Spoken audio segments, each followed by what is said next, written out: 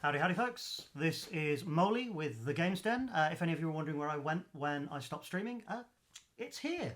So, we are doing the very first of our unboxing videos with the pre-release kit for the new Magic the Gathering set, Innistrad Crimson Vow. I have to stop myself from calling it Innistrad Midnight Hunt Crimson Vow because apparently I have some kind of brain disease.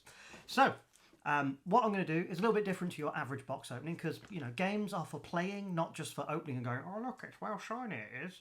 So I'm going to crack the box and then I'm going to kind of pretend that I'm at a pre-release and I'm going to build what deck I would build at the pre-release and then say whether I think I would have gone like 3-0, 2-1, 1-2, or just 0-3, which is my norm. Show off some fancy cards, see what pulls we get, think if I was good value or whatever. And then, in the doobly-doo down below, you can say what you would have built with this good old pack and pull. And yeah, we'll see how it goes. So, right, here we go. So here is the lovely, lovely pre-release kit. I'll just stab it under the armpit. Easiest way to open it. And then splitty split. I must admit, I do like the... Oh, yes, Soren, he can get some. I do like the Magic the Gathering pre-release boxes. What we got? We got the little bat as the symbol, and then we have our... I find this funny. So we have a single... Oh, someone's probably claimed that arena code. We have a single recyclable booster, and then 6 non-recyclable boosters, because you know. So let's see what my promo card is. Come on, big money, no whammy. A Dreadfeast Demon, and then some tokens. So that's not terrible. Righty-tighty, let's get cracking. By the way, folks, if you want to know an easy way to open booster packs, if you hold it here and do this, look, they just open. You don't have to pick at them with your teeth like savages. So, let's see. We have got, so I'll put black here, blue, black, oh, no, that'll be white, green, and then red. Now, the important thing to keep in mind is I am not just cracking this for the purposes of, you know, showing how shiny the cards are. Even though they are very shiny, we're building a deck. So while the classic adage is that rares win games, uncommons win tournaments. So I got a splendid reclamation. Return all land cards from your graveyard to the battlefield tapped. That's interesting. I don't know how useful it'll be. And then, of course, one of the beautiful, beautiful lands they did. And a little wolf token. A Wolof. Oh. So, that is the first booster. Nothing insane at the moment. But, you know, we'll see. So, second booster. Persistent Skeleton. This is the prof actually was going on about that. He thought it was quite a nice card. Daybreak Combatants, Sheltering Boughs, Repository Scab, Unhallowed Phalanx, Adamant Will, and Evolving Wilds. Fearful Villager, Bright. I love the art on that card. Oh, sorry, wrong way up for you. I love the art on that card. The dress is just like Eric Deschamps. Well done, you have created a fantastic vampire wedding dress. Of course, what fancy set is complete without a chainsaw? Because, you know, chainsaws famously wielded in Lord of the Rings. Well, I guess. Avonbrook Caretaker. Oh, Avonbrook Caretaker. Hexproof at the beginning of combat on your turn. Put 2+1/+1 counters on another target creature you control. And then its Nightbound is hexproof. Other permanents you control have hexproof. At the beginning of combat on your turn, put 2+1/+1 counters on creature you control. So I'm thinking green right now. And another... and a foil crawling infestation. Yeah, right now, I'm feeling green. For those of you who are not old Magic the Gathering farts, there is a concept in Sealed known as bread.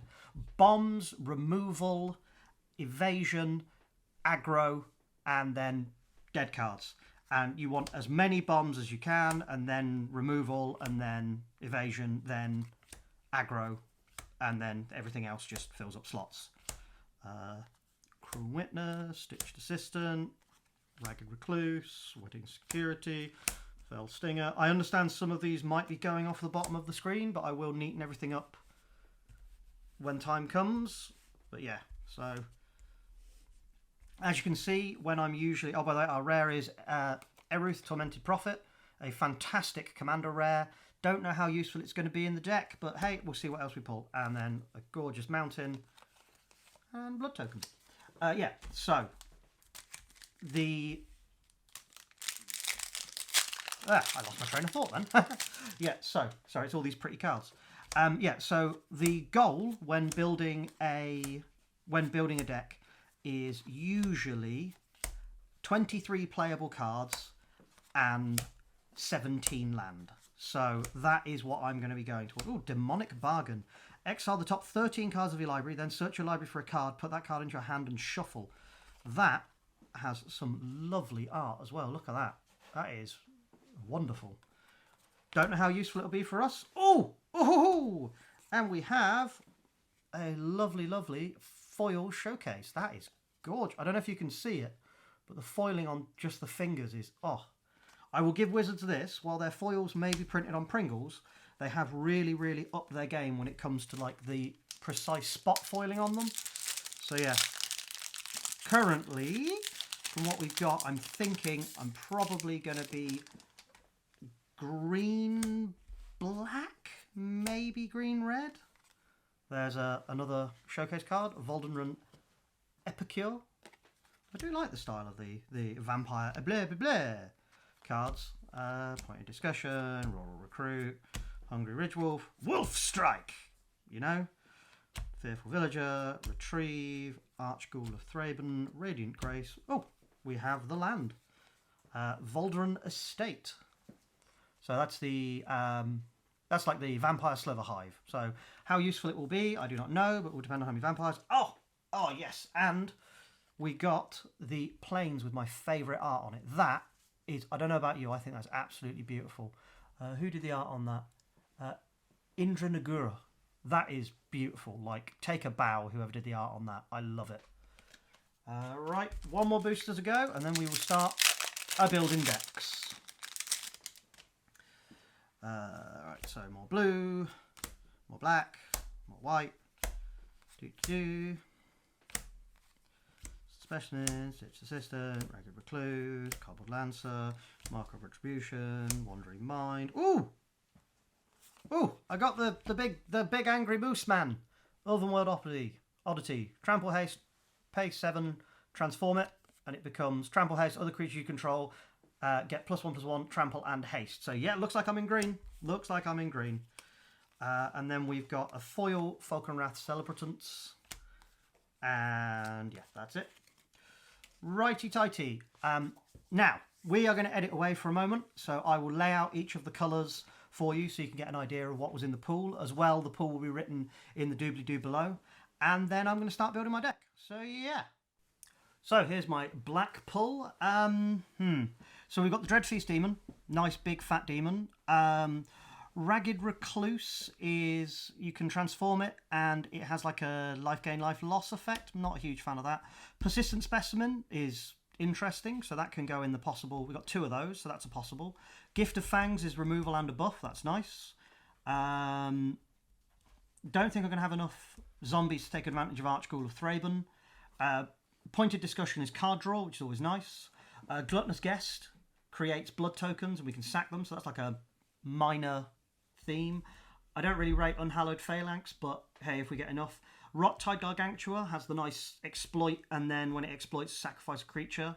We've got Mind Leech Ghoul, which has another exploit, and they exile a card from their hand. Wedding Security is another blood token one. It gets you a card, I suppose. Yeah, that's better than I thought. Fell Stinger, Death Touch exploit. When it exploits, target player draws 2 cards and loses 2 life. Another card draw. Demonic Bargain again, but it's 13 cards from a 40-card deck. I don't know how useful that's going to be. And then Bloodcrazed Socialite, Menace on a 3/3 body, which is quite nice. When it enters the battlefield, create a blood token. When it attacks, I may sacrifice a blood token. If I do, it gets +2/+2. And then Undead Butler, when it comes in, mill. When it dies, you may exile it if you do return target creature card from graveyard to your hand. So I've got like 1, 2, 3, 4, 5, 6, 7, 8, 9, 10, 11... 12, 13, 4. I've got 14 possibly playable cards in black. So we might go black. We might go like black-green or something like that. But yeah, so that's black. I will be back in a moment with the next colour. And we're back with green. Now, I am a little bit disappointed. I thought green was going to be better than it actually is. I mean, we've got the Avonbrook Caretaker, we've got the Uvenvold Oddity, which are both, like, bomby McBomb-bombs. But, like, we've got Mulgraf Millipede, which is okay. We've got Crushing Canopy, which is, you know, selective removal. We've got a Wolf with, you know, it gets fatter in my turn, so that's not too bad because, you know, we've got some cards that support wolves. We've got an okay Werewolf. Shouting Bows isn't bad because it draws us a card, but it's still not great. We've got a double retrieval, which isn't too bad. Mulch lets us fish, but only for land, which again, not great. Wolf Strike is not bad, but only when it's night. Apprentice Sharpshooter is a great card. You know, it's a nice fat body. It's got reach. It's got training. Rural Recruit is okay. It makes another body and it has training, but it's still not great. Crawling Infestation is okay. Like, hey, every turn you can potentially get a creature, which is nice, but you are milling yourself. Spike Ripsaw is hilarious. It's a giant chainsaw, but I don't know how good it's going to be because we're going to have to be continually sacrificing forests, of which we're not going to have a huge amount if we're going to be just splashing green. And then we have the Splendid Reclamation to get lands back.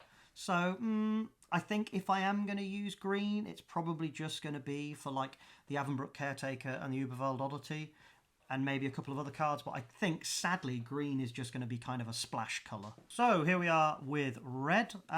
Let's see what we got. See, now, Volder and Epicure I really, really rate. 1 damage to each opponent and create a blood token, so that's a nice playable. Hungry Ridgewolf, if you control the wolf or werewolf, which, you know, we're potentially going to have. I'm not too big a fan of Fearful Villager. Ancestral Anger is a really nice card. Draws us a card, and it gets trample, and it gets bigger. Markov Retribution, it's a, like, it's pseudo removal because a vampire can deal damage, so potentially that's useful. Pyre Spawn is big, it's dumb, it blows something up, so that's, you know, that's fairly good removal.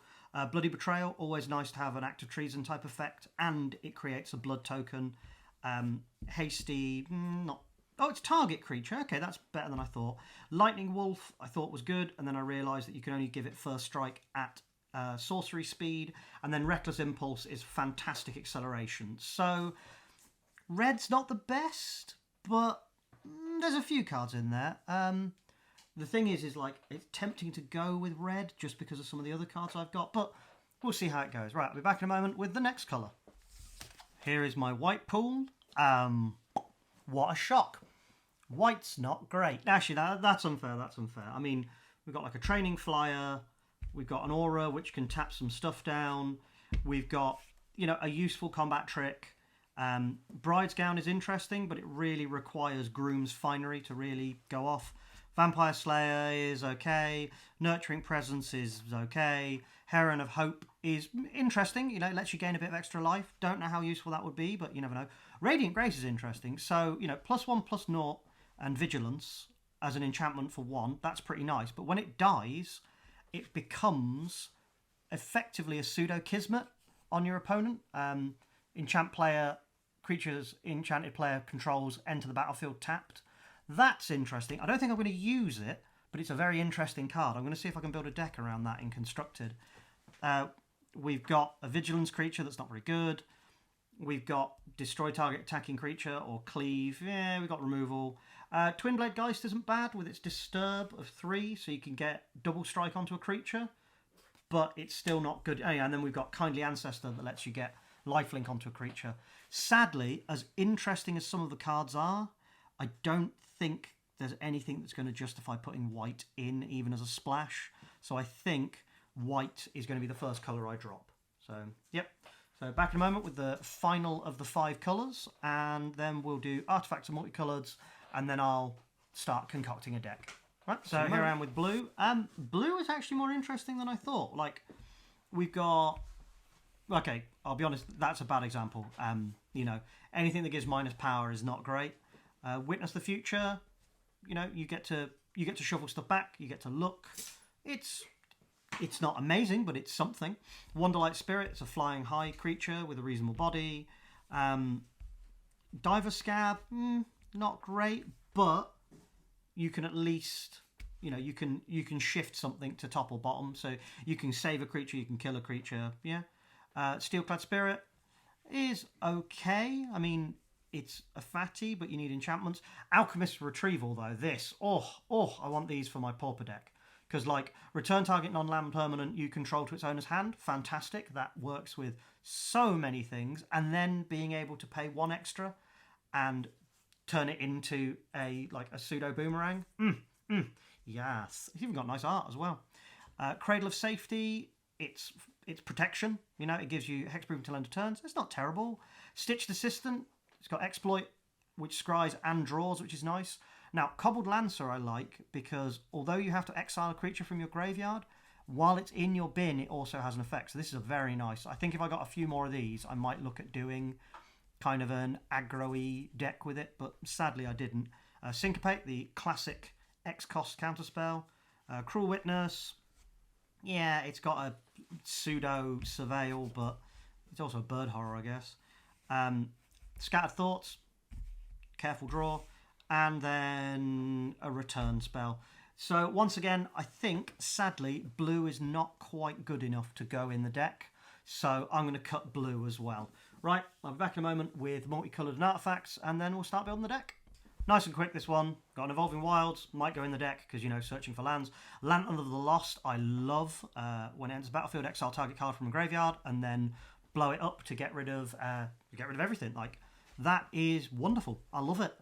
Blood Servitor makes blood, is colourless, very nice. Foreboding Statue is interesting because, you know, it's a mana rot with legs to begin with, but then after 3 turns of being in play, it becomes a 5/5 that admittedly in your pre-combat main phase gives you a mana, but, you know, hey, I'm not going to look a gift horse in the mouth.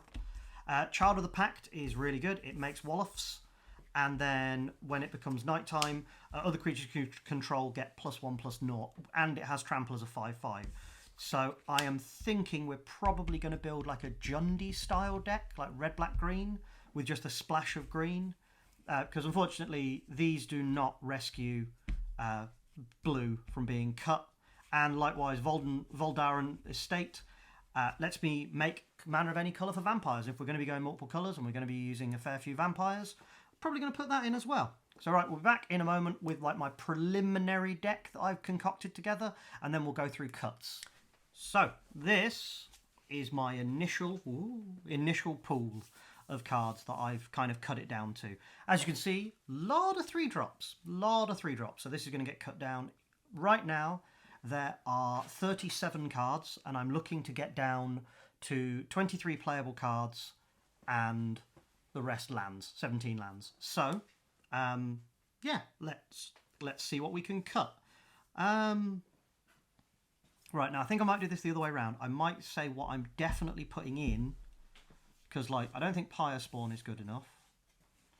Avonbrook Caretaker, Dreadfleece Demon, and Uvenwild Oddity, they are definitely good enough. So they are going to be, like, 3 definite includes. And then I think I might just go for blood, to be honest. So, like, what we got? We got makes blood, interacts with blood. Put that in the maybe pile. That does buff stuff, which is nice. So put that in the maybe pile. Blood. Blood.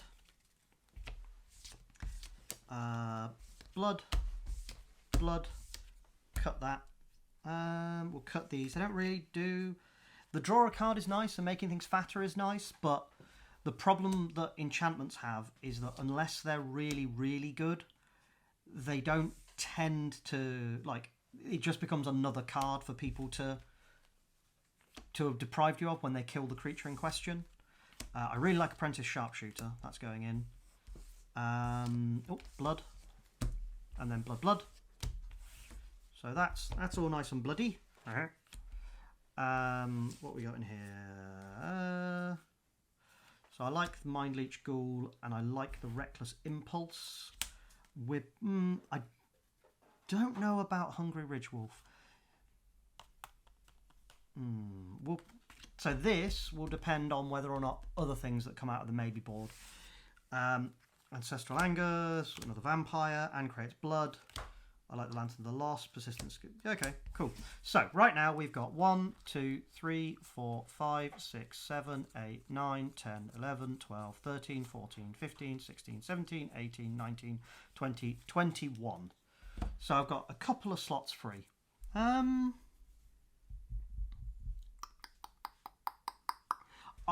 think, let's see what my, so I've got like 1, 2, 3, 4, 5, 6 red mana pips in my deck, and 1, 2, 3, 4, 5 green mana pips. So we are about balanced on red and green. So what I think I might put in Child of the Pact, because it makes more wolves and it buffs all my creatures. And then I think I will go with Fell Stinger to draw some cards. And then I think that will do for the deck. So the deck is, I'll even turn it up the correct way around now. Well, for you. So we've got Fell Stinger, Child of the Pact, Gift of Fangs. This is nice because it buffs and it's pseudo removal. Persistent Specimen because they just keep coming back and I can exploit with them multiple times. Lantern of the Lost because it can generally screw up my opponent's plans. We've got More Blood. I really like Ancestral Anger because it's a buff and it draws a card. We've got Making Blood and Drawing Cards, Making Blood and Drawing Cards, Making Blood. A nice reach creature with an interesting training mechanic, that's not bad. Blood Servitor makes blood. Bloody Betrayal makes blood and lets us use our opponent's bombs against them. Blood Crazed Socialite, blood, blood, blood, blood, blood, blood, blood, blood, blood, blood, blood, blood, wedding blood, blood, blood, blood, blood, blood, blood, blood, blood, blood, Falcon Wrath, blood, blood, blood, blood, blood, blood. And then our big bombs are Avonbrook Caretaker, Dreadfeast Demon for its ability to copy itself, and the Uberwald Oddity. So I think that's a fairly playable deck. Now, for land distribution, I'll be running a Voldenrel Estate and an Evolving Wilds, and then I've got 1, 2, 3, 4, 5, 6 green pips. I've got 1, 2, 3, 4, 5, 6, 7 red pips, and I've got 1, 2, 3, 4, 5, 6, 7, 8, just put there, 9, 10, 11, 12, 13, 14 black pips. So I think I will probably go for like 4 mountains, 4 forests. 4 mountains, 4 forests. Yeah, that sounds about right. So 8 and then 7 swamps. Yeah, 4. So that's it. 4 mountains, 4 forests and 7 swamps. So there you have it, folks. There is the seal pool I would have. As much as I would like to say I would go 3-0 with this, I think this is a 2-1 because I've not played a huge amount of Magic for a while, so I'm a little bit out of practice. But I would like to think this deck is pretty good. I mean, you've got the bombs, and then you've got bloody blood, blood, blood, blood, blood, blood, blood, blood, blood, blood, blood, blood, blood, blood, blood, blood, blood going on. So I don't think I'd do too badly. And then, like in my sideboard, I can switch into a more exploity role. I can go more ham on wolves. I've got removal with my vampires. You know, I've got stuff that can do work. But yeah, I think this is definitely a 2-1. I think it could be a 3-0, but it's definitely a 2-1. And with that, like I say, please comment down below if you think you can do better. You know, like I'm not going to call anyone out, but it's tempting. If you're a Magic the Gathering influencer that knows me and you know you want to strut your stuff, then feel free. But yeah, right. This is Moley from the Games Den with our first box opening and seal pool building. Signing off. Bye bye.